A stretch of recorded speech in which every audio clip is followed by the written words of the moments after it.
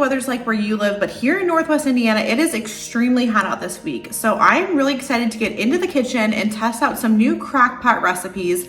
So that way, hopefully we'll have amazing dinners and not have to heat the house up any more than it already is. So let's go ahead and get on into the first recipe. The first recipe is for these French dip sandwiches, and I'm going to get this recipe started just by slicing up an onion. You can really make these just like dump and go recipes. There is a very minimal prep for all of them, which I loved. Made it really quick and simple to do, but I just took an onion and I cut off like the ends of it, peeled off the outside layer, and then I slice it into thin slices so that way we can put it in the crock pot. Now, all of these recipes you can customize to what your preferences are, and I will have the recipes that I went off of linked in the description box below for you. But again, you can definitely customize them, make them as simple as you would like. And this one really could only take just a few ingredients.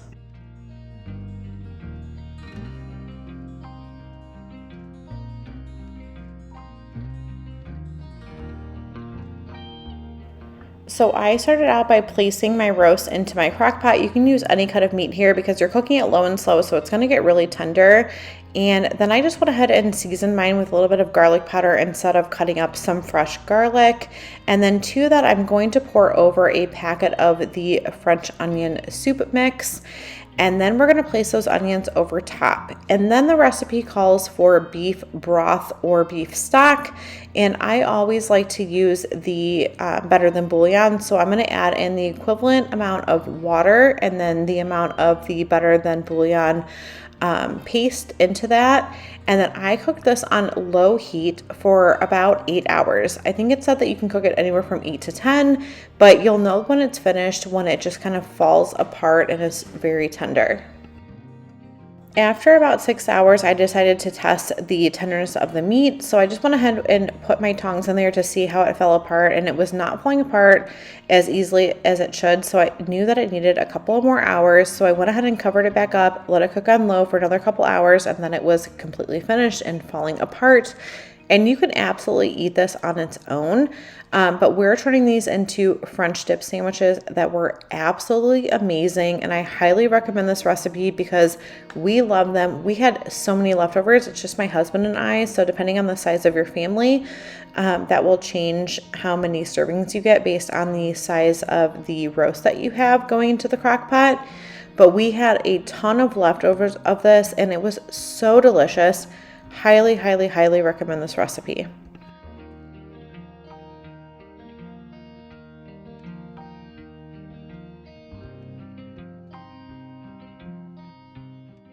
You can obviously customize this recipe to your preference, but I went ahead and took some mini like hoagie rolls and I toasted mine up and then put some mozzarella cheese on the bottom. You can use provolone, cheddar, whatever your favorite cheese is, or leave the cheese out if you don't want to use it. And my husband actually does not prefer the bread toasted, so for his sandwiches, we did not toast them. But if you want to toast it, I do recommend it. It was absolutely delicious. But you just would toast that, put the cheese on there, and then you're going to go in with your meat. And then any toppings that you want, if you want to add condiments, you can. It doesn't need them, but if you want to, you can. And then you have the juice that cooked all day in the crock pot as your like au jus, like dipping sauce. And like I said before, these were absolutely amazing, and you have to try this recipe.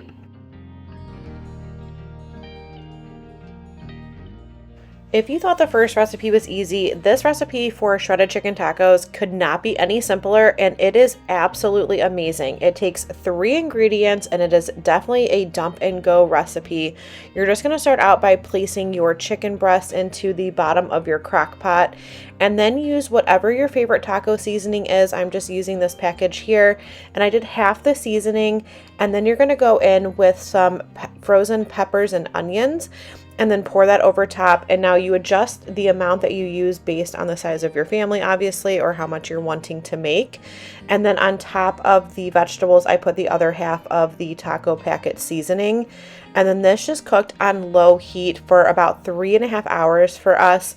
It can take anywhere from like 3 to 4 hours. After that 3.5 hours, I just took the lid off the crock pot, and you're going to see here in just a moment just how tender this chicken is and how easily it shreds apart. And this is absolutely phenomenal. I cannot believe how easy this is to make. One of the things that I love about Crockpot meals is it's something that I can have prepared ahead of time and not have to worry about having dinner ready that evening. But for chicken, since it takes less time to cook, and I do find that especially with chicken breast, it can start to dry out depending on like how you're cooking it in your Crockpot. What I did is I prepped this the night before we were going to eat it, and I placed it in my refrigerator in the Crockpot. And then my husband was actually home from work earlier than I was. And then what he did is he just popped it in and like turned it on low so that way it would be ready when we wanted to eat later that evening. So just keep that in mind if you have a Crockpot meal that doesn't take all day at like low and slow. You can still prep it ahead of time, just have it waiting in your refrigerator and then put it in when you are ready to get cooking. And then we serve these as traditional tacos, but you can use this as like a fajita mix, or you can serve it over rice. There's so many different options you have with this chicken. The next Crockpot recipe that we tested out is for this lazy lasagna, and I'm just going to start out by browning some ground beef, and I did half of this recipe because like I said, it is just the two of us. Now, if you wanted to make this a true dump and go and not do the ground beef, you can either leave it out and make it vegetarian, or if there's like a jarred meat sauce, like marinara meat sauce that you like, you would just want to use that instead. But it took no time at all just to brown this ground beef up really quickly. Once the ground beef is cooked, you want to drain off any excess grease if you have any, and then you're going to season this however you like. I chose to use some garlic powder, onion powder, and then some salt and pepper. I think Italian seasoning would be great in this because it goes with like the flavors of lasagna. I was out of it, so I left it out of this recipe. But again, any flavor that you like, and then you're just going to add in a can of crushed tomatoes, and you don't have to worry about letting the sauce like simmer and the flavors come together because we are going to be cooking this in the Crockpot. So that's something I absolutely loved about this recipe, because you get all those like really good like deep flavors in the sauce with it cooking in the Crockpot during the day. You're also going to need some mozzarella cheese. So I always like to shred it myself when I can, just because I think it melts better and it tastes better because it doesn't have all of that powder on it when it's pre-shredded. So I just went ahead and quickly shredded that up, and then we are ready to assemble everything in the Crockpot. So you just want to start out by putting a little bit of the sauce in the bottom of your Crockpot, and then you're going to go in with a layer of frozen ravioli. The recipe does say that you can use fresh as well. You just want to cut down your cook time, but I just use the frozen. And then you're going to go in with some of your mozzarella and just repeat that process for as many layers as you want. Now, since it's just the two of us and we cut this recipe down, I only did 2 layers, but if you were making it for more people, you would just have more layers of it.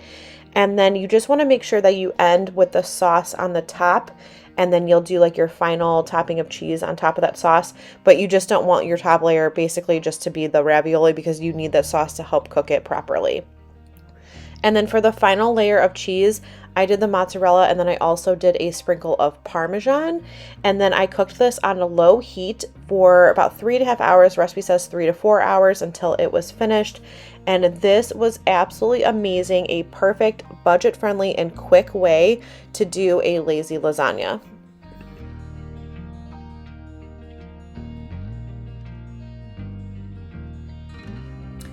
Thank you so much for joining me in my kitchen this week. I really hope that you give these recipes a try because we loved all of them. And if you haven't done so already, please make sure that you hit that subscribe button before you go. I would love for you to join my YouTube family, and I will see you in the next video.